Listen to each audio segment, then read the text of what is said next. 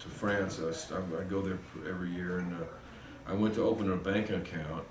This was right at the transition from the euro from the franc, and the guy turned the computer screen around so I could see and it was a Microsoft program.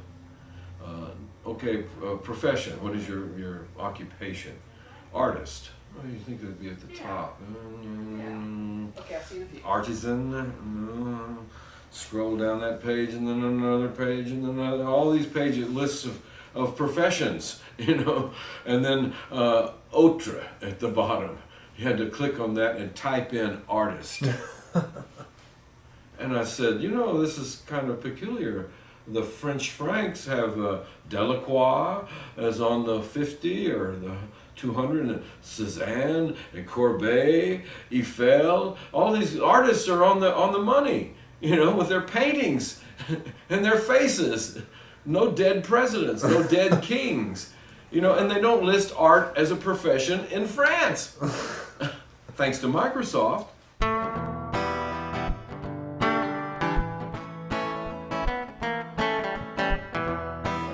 The French term les yeux ferme, which means eyes closed.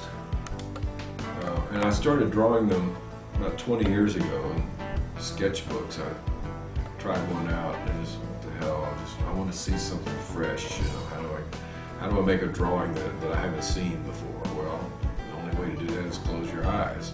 Intelligence is not just in the head, it's in every cell of our body. And what I think I'm tapping into is how much there is going on without the eye being in the dominant position of controlling it. Someone said all art is self-portrait, so it was a natural to just draw myself. And I was astonished when I opened my eyes how well everything fell together. All the detail. Highlights on the pupils, the eye, things like that most people don't grasp with a lot of training, I'm tapping into what Picasso tapped into, which is the fluid motion of the subjects, Still life stays still. If you're drawing someone, they're going to move. Mm-hmm. Do you stop and wait for them to get back in position, or do you draw them in the new position? That's why, the nose is on the side of the head and the eyes are on this side, because someone's, you're talking and you're constantly moving. That's why those paintings seem natural. Mm-hmm. You think, well, this should be very disturbing for people to see humans being so distorted. But there's something about that is satisfying. One thing also that seems to be happening there is that each drawing has a different mood, different expression, different, and they're as varied as the various moods. Each drawing is something new. I haven't seen it before. And when I'm drawing, I think, I'll imagine that I'm, controlling, I visualize the image, but the hand is actually drawing, and what I may imagine that I'm drawing will be completely different from what's actually happening there. I may think that, well, this is going to be the most disjointed of all of them, and it may turn out to be the most photographic. It just says there's something happening when you're on automatic pilot.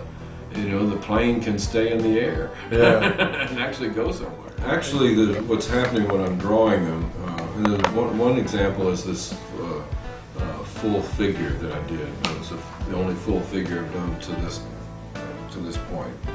I plan more, but it turns out that it's a mirror image. I hadn't even noticed it. Someone was asking me if I'm right-handed or left-handed, and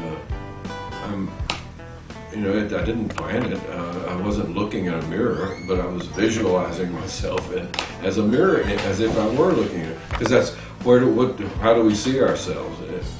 The most common place is the mirror. How do you practice drawing?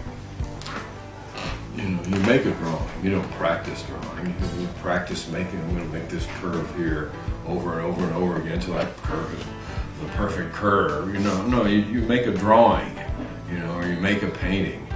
Unlike music where you practice your dextral skills, so you can do runs and leads and do all that stuff, which requires well, coordinated finger work. This is well coordinated as well, but it's a different thing. You just don't practice art.